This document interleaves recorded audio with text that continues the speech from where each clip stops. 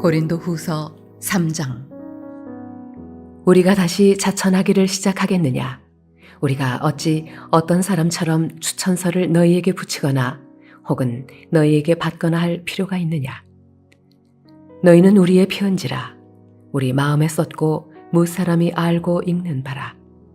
너희는 우리로 말미암아 나타난 그리스도의 편지니 이는 먹으로 쓴 것이 아니요 오직 살아계신 하나님의 영으로 쓴 것이며 또 돌판에 쓴 것이 아니요 오직 육의 마음판에 쓴 것이라.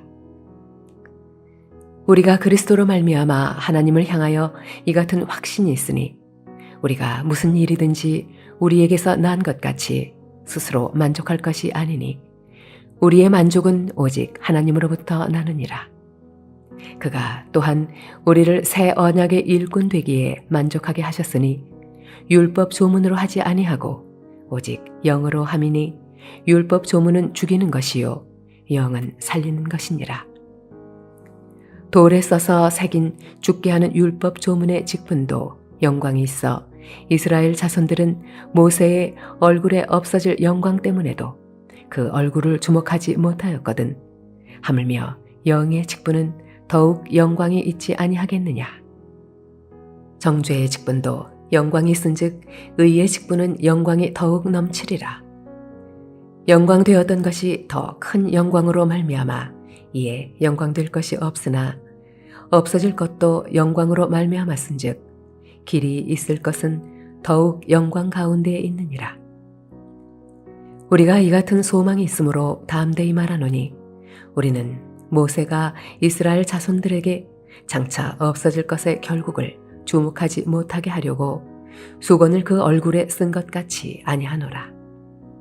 그러나 그들의 마음이 완고하여 오늘까지도 구약을 읽을 때에 그 수건이 벗겨지지 아니하고 있으니 그 수건은 그리스도 안에서 없어질 것이라.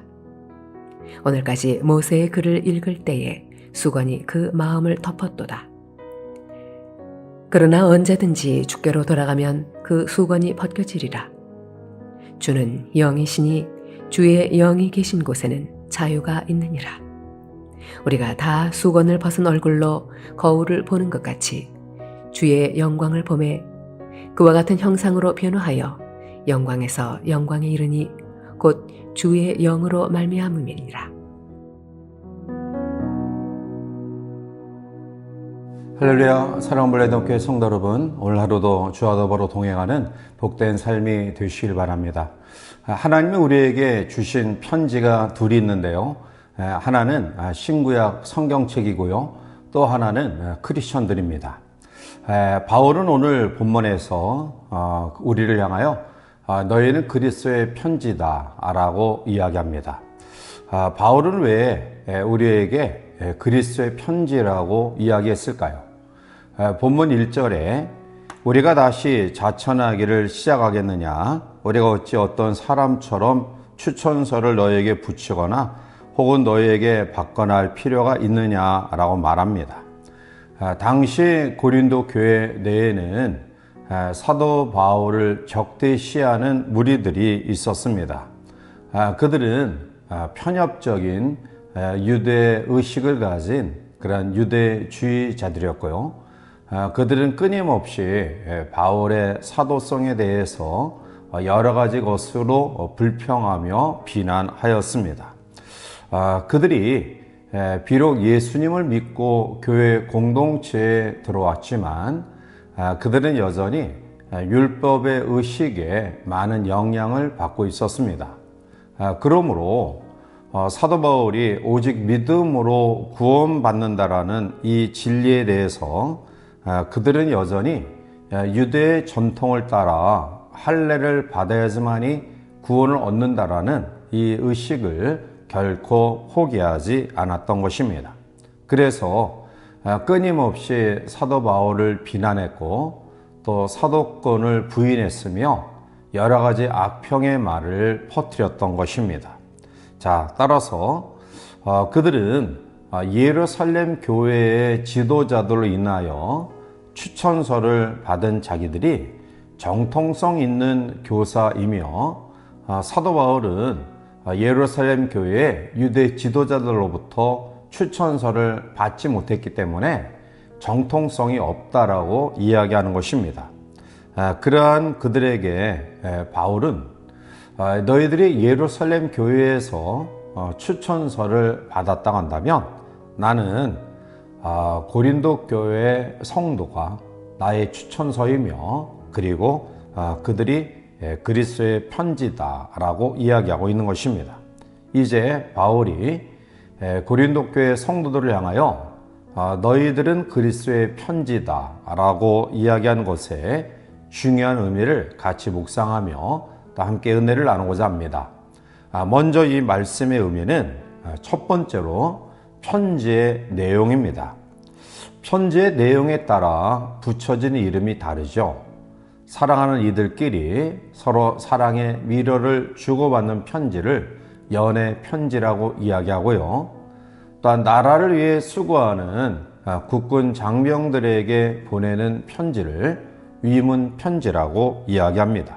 또한 자식들을 끊임없이 사랑하고 희생으로 보살펴 주신 부모님에게 보내는 편지를 효도 편지라고 이야기합니다.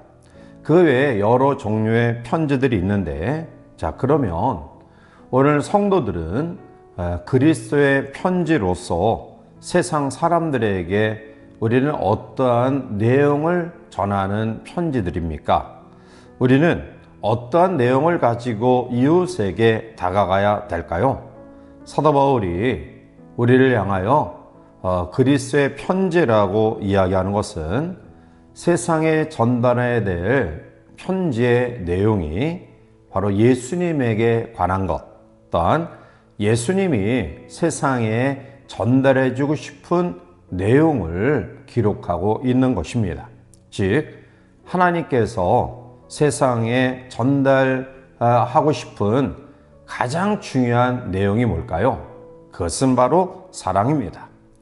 우리가 하나님의 사랑을 알지 못하고 있을 때, 알지 못할 뿐만 아니라 죄로 거슬러 있을 때에 하나님은 먼저 우리를 사랑하셔서 독생자를 보내주셨고 우리를 구원하기 위한 놀라운 구원의 계획을 가지고 계셨습니다.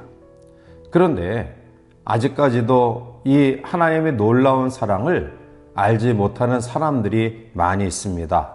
그러므로 오늘 우리를 향하여 그리스도의 편지다라고 이야기한 것은 바로 세상 사람들에게 이 하나님의 사랑을 나눠야 될 편지임을 이야기하고 있는 것입니다. 두 번째로 너희는 그리스도의 편지라는 이 말씀 속에 중요한 두 번째 의미는 무엇이냐면 바로 편지의 발신자입니다. 누가 보낸 편지에 따라서 그 편지의 가치가 달라집니다.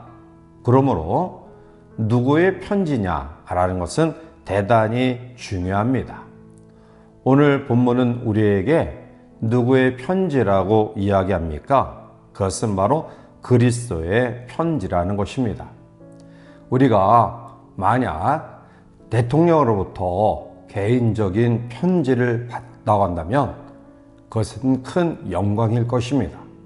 하물며 만물을 창조하신 하나님께로부터 우리가 편지를 받았다고 한다면 이것은 놀랍고 기이스럽고 영광스러운 일입니다. 그러므로 세상의 그 어떠한 편지보다 소중한 것이 바로 그리스도의 편지입니다. 가장 위대하시고 높으신 분의 편지입니다.